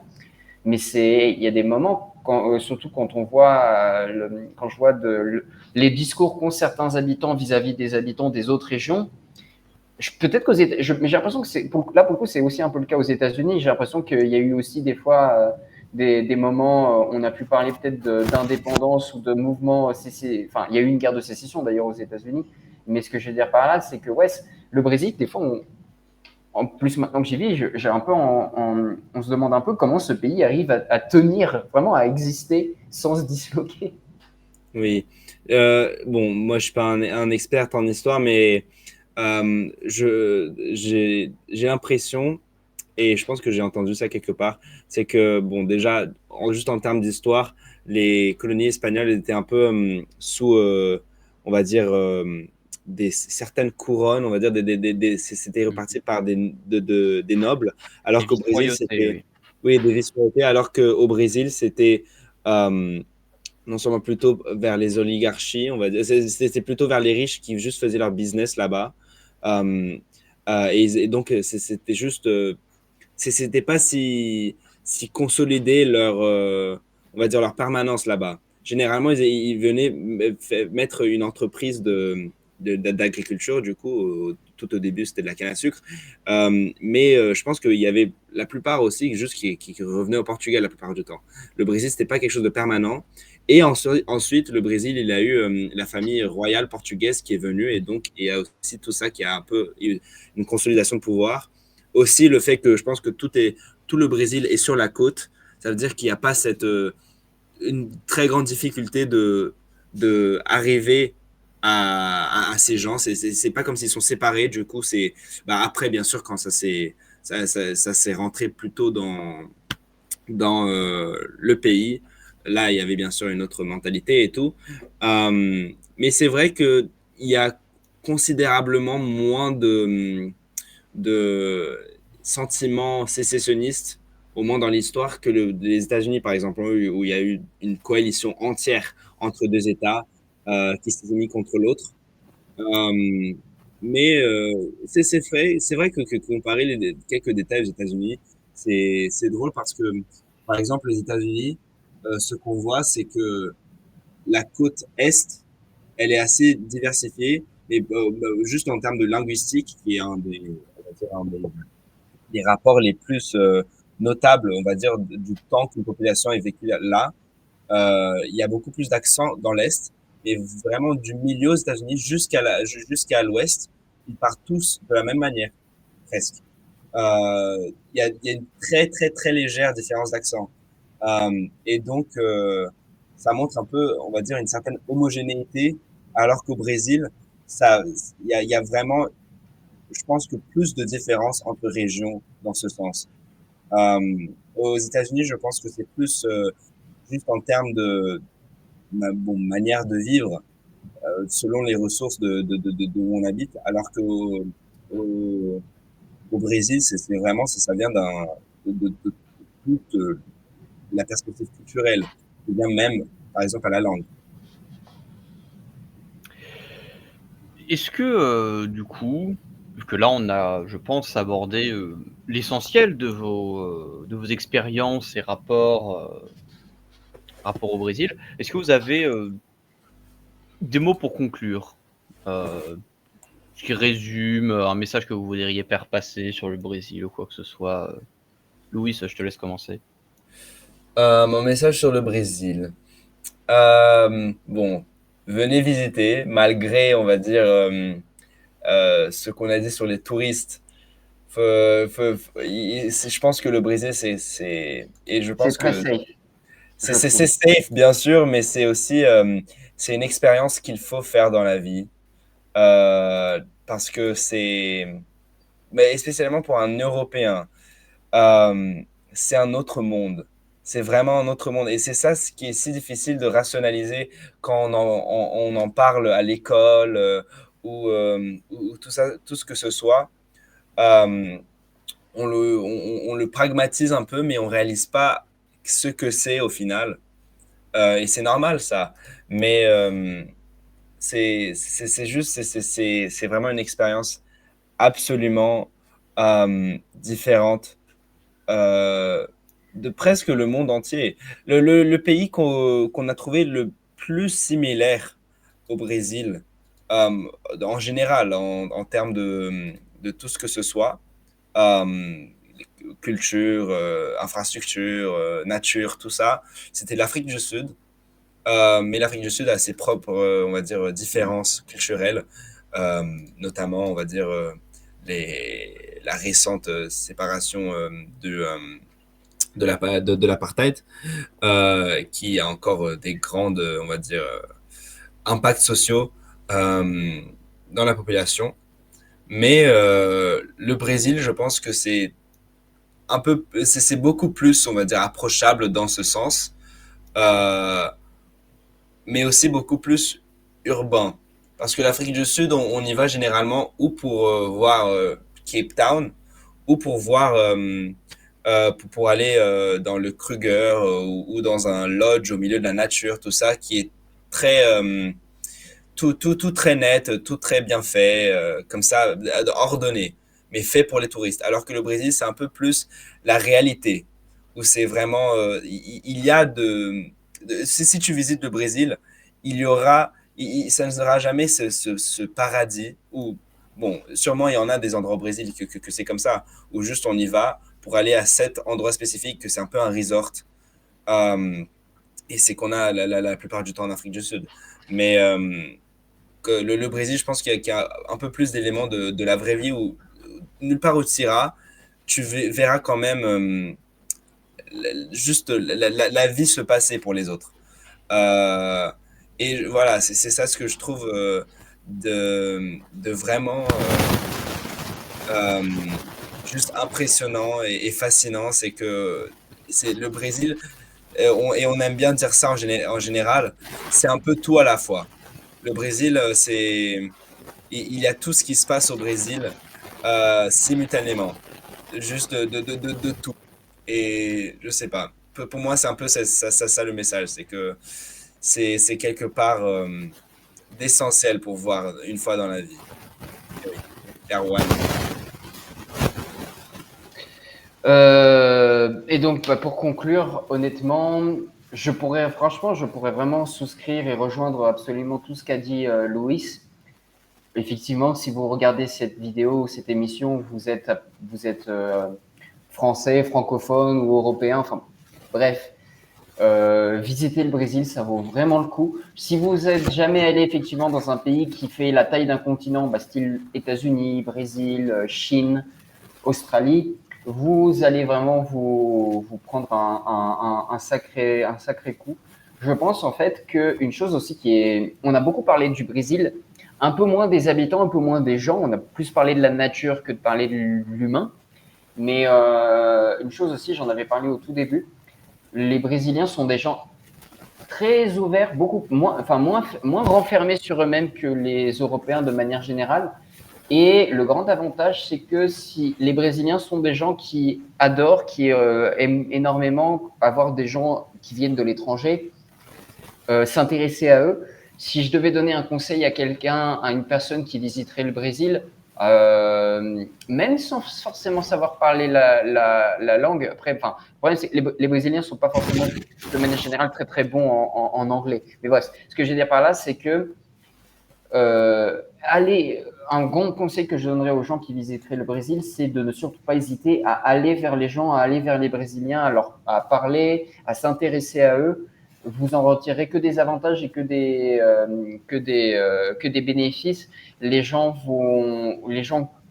avec qui vous allez parler vont vous trouver sympa et vont vous donner des conseils, vont vous guider, vont peut-être. Les gens sont très hospitaliers, surtout ici dans le Minas Gerais. Les gens peuvent vous inviter chez eux pour vous inviter à manger. Donc vous allez avoir l'opportunité de découvrir c'est quoi la vie normale d'un Brésilien dans une maison brésilienne, c'est quoi la nourriture que les gens mangent.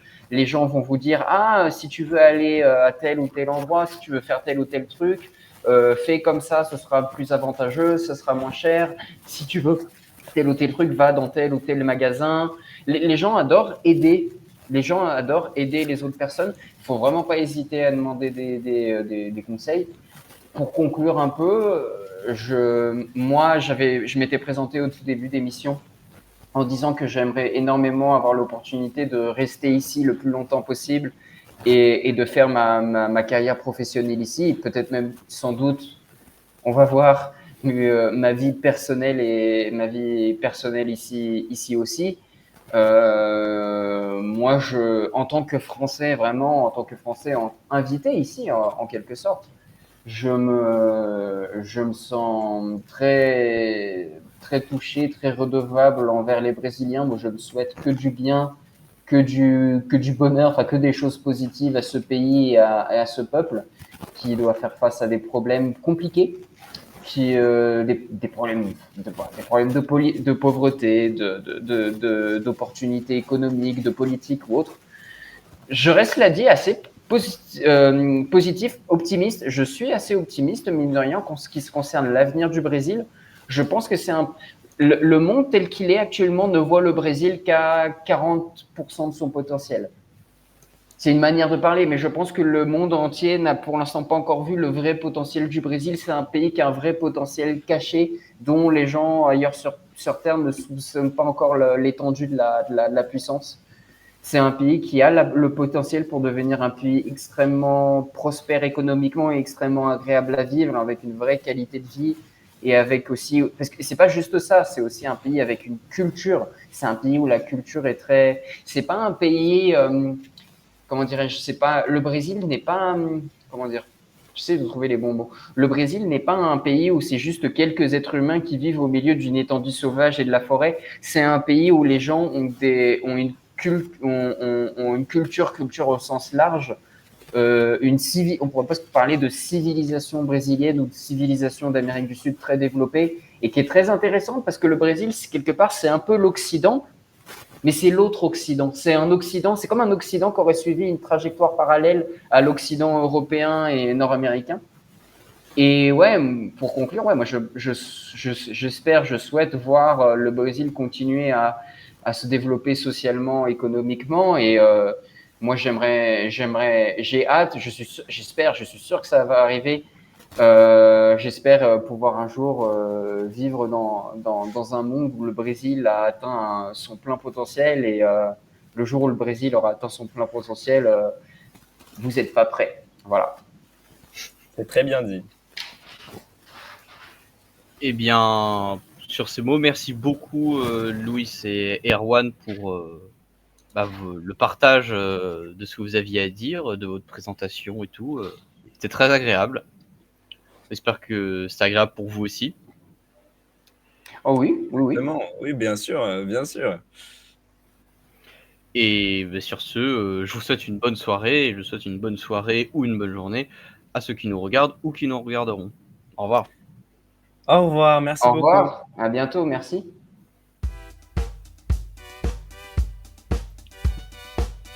Dans la 10 société des 10 fourrés contemporaines, il faut garder son esprit critique. soutenir la zone libre